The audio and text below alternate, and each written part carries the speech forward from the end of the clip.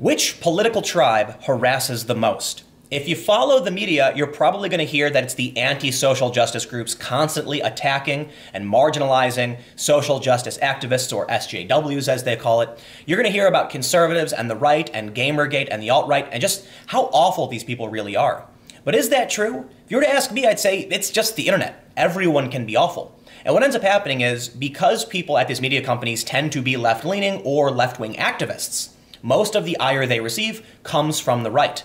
But we have seen a phenomenon of the left eating itself. It seems to happen all the time, and it could just be that the left is a very large group. Today, let's talk about Wil Wheaton. Wil Wheaton, not that long ago, announced he was going to deactivate his Twitter account. After 30 days, if it remains deactivated, Twitter will delete that account entirely. And he had around 3 million followers. He said that if, within this time, Twitter deletes or bans Alex Jones, he will come back. And he said, Alex Jones is he posts abusive information, and there's a lot of harassment, and Twitter needs to do something about it. Well, Wil Wheaton promoted 2 alternative social networks, Mastodon and Counter Social. He said that's where he will be. Mastodon is an alternative to Twitter that is far left. They actually defederated from Counter Social, another alternative, because they said it was fascistic and blatantly racist. Mastodon is an open source, decentralized version of Twitter, where it's dominated by far left voices. Well, what ended up happening to Wil Wheaton? He was harassed into oblivion. He said it was the cruelest place he's ever been to, and he was ultimately banned from the site for being anti-trans. That's right. Wil Wheaton, who is a far lefty member of the resistance, was banned from a far left social network because he wasn't far left enough. They called him anti-trans, anti-LGBTQ, and he says these charges are false. But it didn't matter. He was harassed endlessly, and ultimately the admins decided to ban him. They suspended his account, even though he broke no rules, and he was the one being harassed. So let's take a look at exactly what's going on with these alternative social networks and just what happens when a social media network becomes dominated by far left politics. First, the story from just a couple weeks ago. Wil Wheaton vows to leave Twitter in protest of abuse and misinformation. Wil Wheaton, one of the most popular ambassadors for nerd culture on Twitter, has now vowed to leave the social media platform altogether. While it remains unclear how many will join Wheaton in leaving Twitter, his movement could lead to many more either permanently or temporarily leaving Twitter. The Deactivate movement is a recent one spawning less than a week ago, but is trying to hold Twitter accountable for the sometimes vile and hateful rhetoric it has allowed to be fostered on the social media platform. They posted this quote from Wil Wheaton: "Twitter is broken. You deserve better than an app that tolerates and welcomes the spreading of abuse and misinformation. Being part of this is not doing us any good. Personally, politically, socially. For a day, a week, forever, your call. It's just a good time to go." Wil Wheaton started promoting an alternative website, 2 of them actually, Mastodon and Counter Social. These are alternatives to Twitter, and they're part of the Fediverse, a federated group of servers that form a decentralized type of Twitter. Because of alleged racism from Counter Social, they were removed from the Fediverse, becoming their own private instance that can't interact with the other site. Essentially, they were once one social network, kind of, in a decentralized network, and Counter Social was removed. So now you have Wil Wheaton on 2 of these platforms. But something crazy happened. Wil Wheaton was harassed relentlessly on Mastodon, and he published a statement. From wilwheaton.net, he says, "The world is a terrible place right now, and that's largely because it is what we make it." He talks about how he was on Twitter from just the beginning.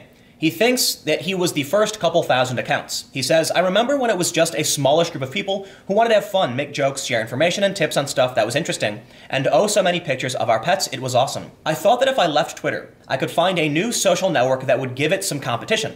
Twitter's monopoly on the social space is a big reason it can ignore people who are abused and harassed while punishing people for reporting their attackers. So I fired up this account I made at Mastodon a long time ago.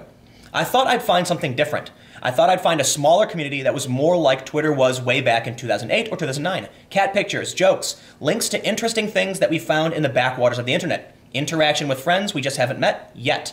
What I found was not that. I found a harsh reality that I'm still trying to process. Thousands of people who don't know me, who have never interacted with me, who internalized a series of lies about me, who were never willing to give me a chance. I was harassed from the minute I made my account. And although I expected the shut up Wesleys and go F yourselves to taper off after a day or so, it never did. And even though I never broke any rules on the server I joined, One of its admins told me they were suspending my account because they got 60 reports overnight about my account and they didn't want to deal with the drama. And this right here is Wil Wheaton's Mastodon account. We can see that he only had 3,870 or so followers, much smaller from the 3 million he had on Twitter. But he posted a series of messages about what was going on. He started by saying, "I have been notified by an admin here that they are getting 60 reports a day about my account. As far as I can tell, I'm not breaking any rules and I've done my best to be a good person here. But this admin is going to suspend my account. It's the admin's instance, so I fully support their choice to eliminate a source of frustration, but something to consider. A person who is doing nothing wrong can be run off one instance by a mob from another instance. That seems not cool." This lie that I am anti-trans or anti-LGBTQ is deeply hurtful to me. I know it's nothing like the pain the LGBTQ people deal with every day, as they simply try to exist in a world that treats them so badly, but it's still hurtful in its own way to me. I just want to make it extremely clear, that is a lie, and the people spreading it are misinformed. So I'm leaving the Fediverse, which has treated me with more cruelty, vitriol, hatred, and contempt than anyone on the bird site ever did. He ends with, "Take your victory lap and collect your prizes. You've made it clear that I'm not welcome here, and even though I disagree with the action this admin is taking, banning me when I didn't break any rules doesn't seem right. I respect and support the admin's decision to run their instance the way they see fit. Please do your very best to be kind to each other. The world is a terrible place right now, and that's largely because it is what we make it. Bye." Everyone can be mean. It doesn't matter what faction you're a part of. It doesn't matter if you're on the left or the right, you can be mean.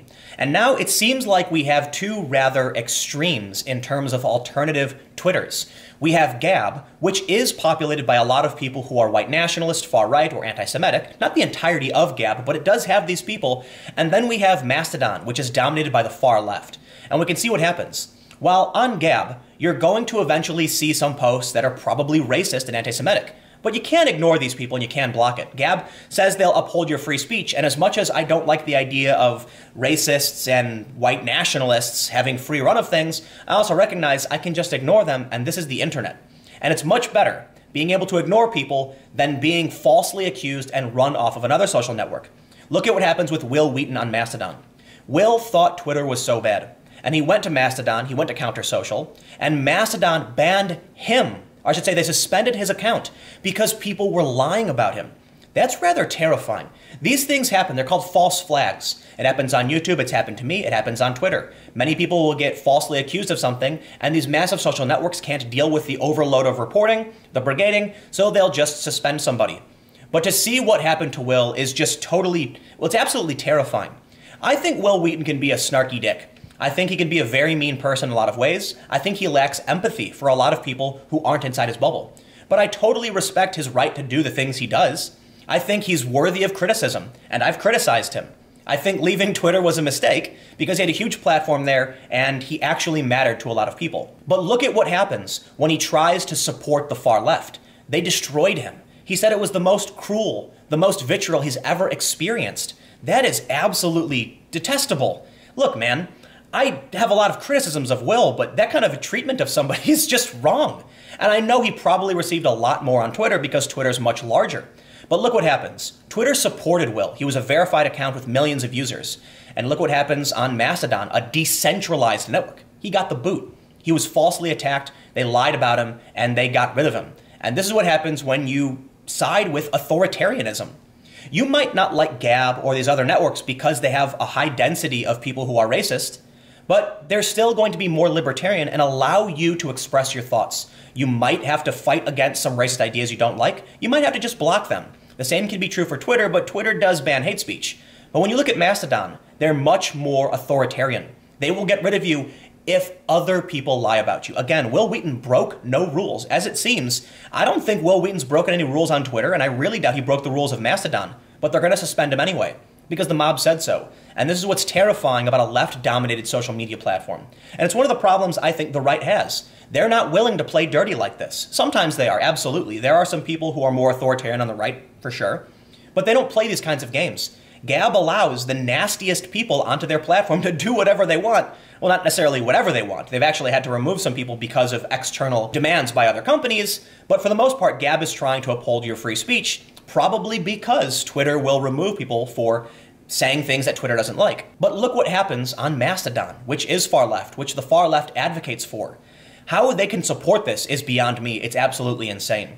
Wil Wheaton is a smug dude, but he certainly deserves to have his voice heard. He certainly deserves to exist without being harassed relentlessly. And so Wil Wheaton ends by saying that he's done with social media. He said, maybe I just don't fit in whatever the social media world is. I mean, the people who are all over the various Mastodon instances made it really clear that I wasn't welcome there, with a handful of notable, joyful exceptions, mostly related to my first baby steps into painting.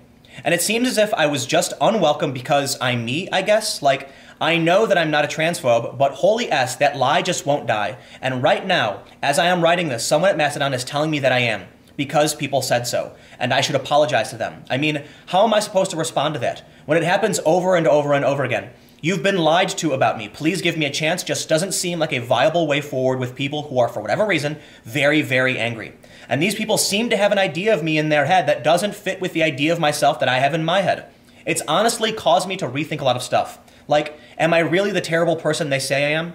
I don't think I am, but I'm doing my best to listen, and when I say please stop yelling at me and let's have a conversation that I can't grow from, I get yelled at for tone policing. And honestly, I just get exhausted and throw up my hands. Maybe I'm not the person they tell me I am, but I represent that person in their heads, and they treat me accordingly. This is one of those times when my mental illness makes it very hard for me to know what's objective reality and what's just in my head. Wil Wheaton echoing the sentiment of so many conservatives and centrist and moderate liberals who have been attacked relentlessly, not understanding why. You know, last night, I was watching South Park. It's an older episode about how they wanted to change the South Park flag because it was racist. In it, Chef wants the flag changed. Chef is the high school chef, that's his name, and he's a black man. And when the kids say they don't understand why the flag is racist, he just yells at them and insults them, and they say, we don't know what you're talking about. And when I watched this, I felt like it was a really good example of what's going on right now. Wil Wheaton doesn't understand why you're attacking him. And by insulting him and just calling him a word transphobe when he doesn't understand why, it doesn't accomplish anything. All you do is run him off social media. And this is a very influential guy. You are now pushing him away. And he's expressing sentiment that is more equated with conservatives. I can only imagine that behavior like this is going to cause these people's, their ultimate downfall. The far left, the regressive left, whatever you want to call it. The more they eat their own and lie about people, the less support they're going to have. Wil Wheaton had 3 million followers on Twitter. He's very influential, and you just attacked one of your most influential allies. I'd rather have to press block on someone I thought was racist or mean than get banned from a social media site when I didn't do anything. We want to protect the innocent. People, they're going to say nasty things, and we want to protect everyone's right to free speech. But what happened with Mastodon is the perfect example of what happens when you give people the power, when you give them the authority to control what you say and what you hear. Because you will be banned even if you do nothing wrong. So let me know what you think. How do you feel about it? I know there's going to be a ton of people saying Wil Wheaton deserved this, and that's absolutely not true. He's allowed to have his opinion. He's allowed to believe in moderation of Twitter and not be harassed by people. If this is the future that he advocated for, I hope he realized that it's not a particularly good future, and it's caused him mental anguish. At the same time, I'm never going to defend people who would harass and insult Wil Wheaton. He did not deserve this. He doesn't deserve it on Twitter. Nobody does. But it's a part of life, and it's very difficult to deal with this because people are just mean sometimes. It's better to have a platform that's sometimes mean, and a lot of people are mean, than a platform that can ban you for no reason. But how do you feel about this? Do you think Mastodon was right to ban him? Do you think Mastodon is a scary vision of the future? Do you think Twitter is doing the right thing? I don't know. Just comment and we'll keep the conversation going. You can follow me on Twitter at TimCast. Stay tuned. New videos every day at 4 p.m. and more videos on my second channel, youtube.com/TimCastNews, coming up in a couple hours at 6 p.m. So thanks for hanging out and watching. Stick around and I will see you all next time.